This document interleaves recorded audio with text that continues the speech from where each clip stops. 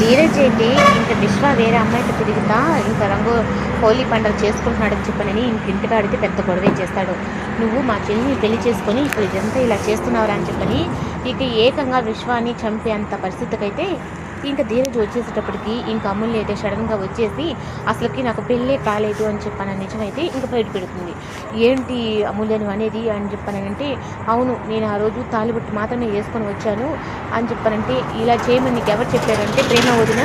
నేనే చెప్పాను అమూల్య విషయంలో ఇలా చేయమని అని చెప్పేటప్పటికి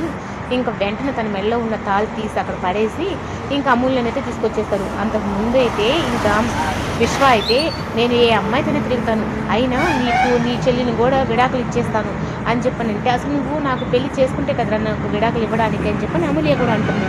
ఇంకా అంతా ఇంటికి వచ్చిన తర్వాత ప్రతి ఒక్కరూ తనని అడుగుతూ ఉంటారు, ఆ రోజు ఇంట్లో ఉన్న దానివి ఎలా బయటకు వెళ్ళావు, ఎవరిని తీసుకెళ్ళారు అని చెప్పని అడుగుతూ ఉంటే ఇంకా వల్లి అయితే చాలా టెన్షన్ పడుతూ ఉంటుంది. ఎక్కడ నా పేరు చెప్పేస్తుందో ఇంట్లో నుంచి నన్ను ఎక్కడ తరుము కొడతారో, ఇప్పుడిప్పుడే ఇంటి పెద్ద కోడలుగా స్థానాన్ని సంపాదించుకోవాలనుకుంటున్నాను